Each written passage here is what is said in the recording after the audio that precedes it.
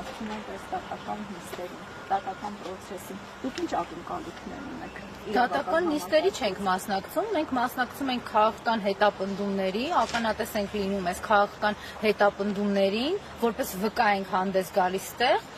թույլ տվեք ասեմ, որ անկարողության եւ նաեւ որևէ հնարավորություն չունենալով այս ամեն ինչին խոչընդոտել, ուղղակի գալիս այսպես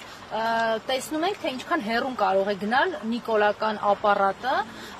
հայ ժողովրդին հաղթանակներ պարգևած անձանց նկատմամբ, որքան է Նիկոլ Փաշինյանը ատում ցանկացած պետականության հետ կապ ունեցող Հայաստանի պետական գործչի, այս դեպքում նախագահ Սերժ Սարգսյանին, որքան ինքը տանել չի կարողանում պետականությունը ու դրա համար իր ասած վնգստացող դատավորներով ստեղծել է մի համակարգ, Նիկոլա Ստրուկ համակարգ, որ իրեն ծառայում է այն աստիճանի անբարոյականության հասնող հրահանգներ կատարելով, որ պահին, որ այդ SMS-ի մեջ կլինի այդ անբարոյականության հստակ հրահանգը տրված։ Իրենք շատ պարզ մեծ բանաձև են առաջարկում, դրանից անդադար ցնցումների մեջ են ընկնում, որ ասում ես, բայց ըստ էության ճշմարտությունը հենց դրա մեջ է, դրա համար տանել չեն կարողանում։ Իրենք հայ ժողովրդին առաջարկում են հետևյալ բանաձևը։ Այն ընթացքում, որ իրենք Էրդողանի եւ Ալիևի մոտ կզած ծախում են հայկական պետությունը ինքնությունը, հայ ժողովուրդը այդ ընթացքում պետք է գոհ ու շնորհակալ լինի, որ նիկոլական բանդան օրինակ իրեն միայն հայոյում թիրախավորում է, որտեղ դրա փոխարեն կարող են նախընտրել ծեծի ենթարկել ու խոշտանգել։ Այն Հայաստանի քաղաքացիները, ովքեր ծեծի են ենթարկվում ու խոշտանգվում են, պիտի շնորհակալ լինեն, որտեղ նիկոլական բանդան կարող է ցանկանալ քաղաքական հալածանք կազմակերպել, ինչպես այս քաղաքական հալածանքն է կամ ինչպես օրինակ Սրբազանի վրա ահաբեկչություն կարելն է։ Եթե ահաբեկչություն են կարելն, էլի գոհ եղեք, որտեղ վերջի նիկոլական բանդան կարող է հրաման ունենալ ձեզ սպանել։ Այս այն բանաձևն է, որով իրենք մեզ ասում են համակերպվեք, սա է ձեր գոյությունը, մենք մեր աթոռներից չենք գնալու։ Պիտի նկատեմ, երբ այս ձեր խոսքերը ասացիք ազգային ժողովի անդամից, ձեր միկրոֆոնը անջատեցին եւ տեղի ունեցան այսպես թեժ մարտեր, ձեզ հակադարձում էր, ոնց ձայնից հասկացանք, Հրաչյա Հակոբյանը ինչ էր մասնավորապես ասում, բացի Ռուբեն Ռուբինյանից, նաև Դալիքի ներսից էր ոնց որ Հրաչյա Հակոբյանի ձայները, ինչ էին ձեզ հակադարձում, հա, ձեր նիկոլական բանդայի այդ տեքստին։ Բայց ձեզ թվում է ինձ հետաքրքիր է, թե անդեմ, անկարծիկ ինչ-որ մեկը, որ իր ընտանեկան կարգավիճակով պայմանավորված եկել վերանգել այդտեղ, թե ինչ է ասում, ակնհայտ է, չէ՞, որ իրանց այդ ջղաձուկները նրա մասին է, որ արդեն իրանց բանդա լինելու հանգամանքը պարզ է Հայաստանի քաղաքացիներին։ Անկախ նրանից ես դա կասեմ, դա չեմ ասի, բա Գյումրու հրապարակում եթե բանդա չի, այդ ինչ էին անում այդ քաղաքացիներին։ Անչափահասին ինչպես են մեղադրանք առաջադրել զանգվածային անկարգությունների համար։ Նիկոլը ասում էր իմ հոգին փառավորվում է, երբ որ դուք ոստիկան եք սատկացնում, երբ որ չգիտեմ մահակներ վերցրեք, փայտեր վերցրեք, ձեր ամեն խլած բանի ոստիկանից խլած այդ իրավապահ համակարգի գործիքի համար իմ սիրտը փառավորվում է, այդ ամեն ինչ իրենք համարում են, որ զանգվածային անկարգություն չի եւ իրաց դհոլչի դատախազը գնաց մինչեւ վճռաբեկ ապացուցելու, որ դա զանգվածային անկարգություն չի։ Իսկ այն անչափահասը, որ հայտնվել է Գյումրու հրապարակում, այնքը 2 օր առաջ զանգվածային անկարգություն արից, չի տակում իրանք ինչ են ասում։ Ինչ վերաբերվում է այդ մյուս ձեր նշածին, այդ ազգային ժողովի նախագահությունը վերընկածին, բա Թուրքիայում ինչ սովորել։ Այսինքն մարդ այս լեն ու բոլ աշխարհում կրթական հնարավորությունների մեջ թե մեր երկրում, թե մեր երկրից դուրս գնացել ընտրել է Թուրքիան։ Դուք մտածում եք, ինչ է սովորել։ Եկեք ենթադրենք ինչ է սովորել օրինակ։ Հակահայկականություն է սովորել, այո, կարող եմ ավելի հեռուն գնալ ենթադրել, որ ոչ թե սովորել է, ինչ որ դասընթացների է գնացել այս պետության հերը անիծելու համար։ Կարծում եմ, այո։ Սերժանա խոշորացուցի տակ չարա բոլոր նրանց, ովքեր Թուրքիայում իր իշխանության ժամանակ գնում էին սովորելու։ Այսինքն ինչ պետք է անել, իր կրթության իրավունքին խոչընդոտել Սերժ Սարգսյանը, Ռուբեն Ռուբինյանն ասել, գիտես ինչ, Թուրքիայում հայը սովորելու ոչինչ չունի, որտեղ այնտեղ Ուրեմն ինչ վերաբերում է, եթե 2018 թվականին դուք նկատի ունեք այդ ընթացքի մասին ես շատ եմ խոսել, այն ճշմարտությունը, որ ասվում էր, լսելի չէր մեր հասարակությանը, իսկ այն հիմքերը մենք քաղաքական հետապնդումների որևէ մեկին չենք ենթարկել, եւ Սերժ Սարգսյանը Ռուբեն Ռուբինյանին քաղաքական հետապնդումների չէր ենթարկել, օրինակ խոսքի համար բանտարկել, փռեր ասֆալտին, ինչպես իրենք են անում հիմա տասնյակ քաղաքական բանտարկյալների հետ։ Հետևաբար այդ օրինակը մեր վրա կիրառելի չի եւ Սերժ Սարգսյանի ժողովրդավարական սկզբունքներով երկրի կառավարումը հնարավորություն է տվել յուրաքանչյուրին արտահայտելու իր միտքը եւ պլանավորելու իր վարքագիծը, թե իրենց խղճին մնա, թե իրենք օգտագործելով այս կամ այն ՀԿ-ն,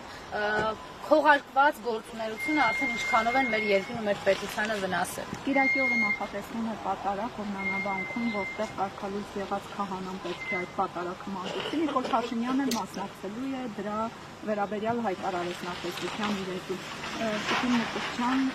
այս վտանգավոր իրավիճակը ինչ զարգացումներ կարող է ունենալ։ Սա այն նույն դրամաբանությունն է, ինչպես օրինակ 2018-ին ասում էին, որ ամենամեծ խնդիրը մեր երկրում մեր բանակում է, որ ելակ չեն ուտում, հետո պարզվեց, որ այդ ելակ չուտելը ընդհանրապես ոչ մի կապ չունի, դա քողարկված այն իրականությունն էր, որի հետևում պիտի թաքնված լիներ 5000 հայորդու կյանքը։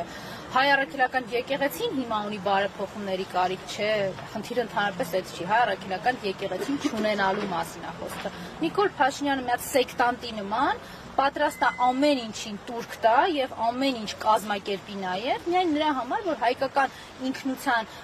հենասյուները ուղղակի փլուզի։ Եթե մի 4-5 տարի առաջ ես ասին խոսքերը ասելու համար պիտի ինչ-որ անուղղակի օրինակներ բերե, հիմա շատ ուղղակի են այդ օրինակները։ Հայոց ցեղասպանության ուրացում, Մեսրոպ Մաշտոցին պետք է QR-ով բացենք նայենք, ընդ որում դրան զուգահեռ նաև դպրոցում չի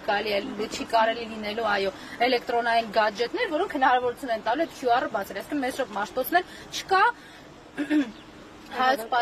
Արարատը, այո, շնորհակալ եմ, պետք է արդեն բանով, այն ծառերը, որ տնգում էր Կիրանցում, որ ադրբեջանցուն չտեսնեին, հիմա կտնգեն, որ Արարատը չտենան, չգիտեմ այդ ինչ բարձրության ծառ պետք է լինի, բայց երևի թուրքերը այդ հարցն կկարգավորի, Հայաստանի պատմություն, այսինքն հայոց ինքնության գոյության ընդհանրապես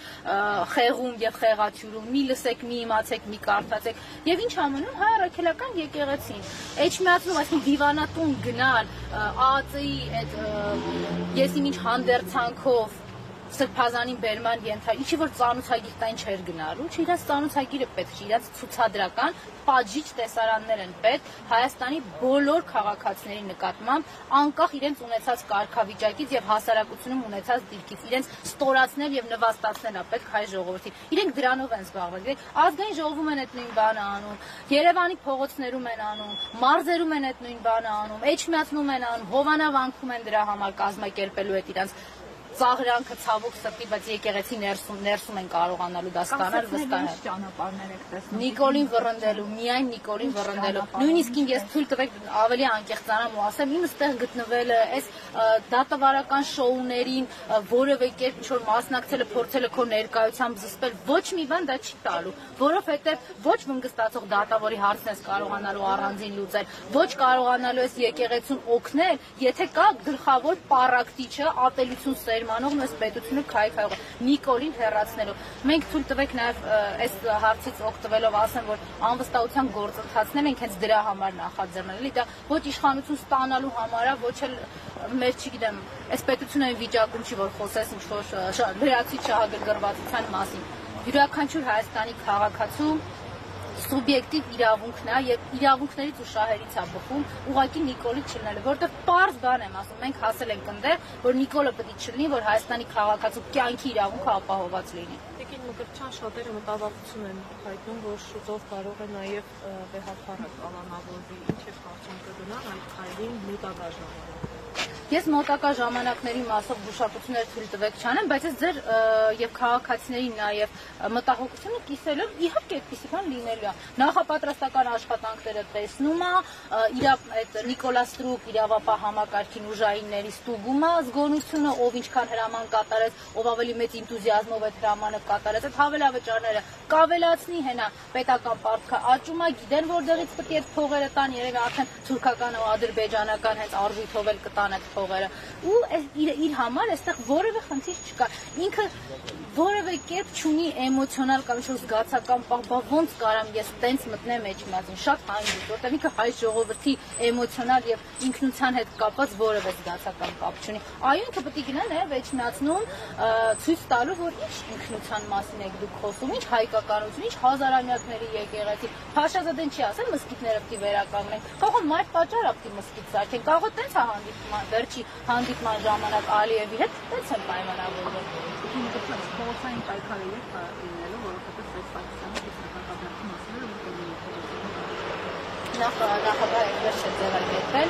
խոսել էր նրա մասին, որ պայքարը անընդհատ է եւ մենք մշտապես հանրապետականը ունի ծրագիր, ծրագրով է առաջնորդվում, բայց ես ձեզ հետ համամիտ եմ, այդ փողոցային պայքարը պիտի լինի, որովհետեւ բազմիցս եմ ասել, առանց հակազդեցության սրանք չեն գնալու։ Սրանք ձևավորված բանդա են, իսկ բանդան միայն հակազդեցությամբ են կարողանում հեռացնել, որը պիտի բերի նաեւ ազգային ժողովում ամստալության գործընթացով ավարտվի։ Պատրաստվում ենք, ես հույս ունեմ, որ այն պայքարը, որ այս 7 տարիների ընթացքում հանրապետական կուսակցությունից տեսել է Հայաստանի քաղաքացին, շարունակական է լինելու, մենք նույն վճռականությամբ ու կամքով, չնայած այս բռնաճնշումներին շարունակել ենք աշխատել։ Ես ասեմ։ Այդ բացի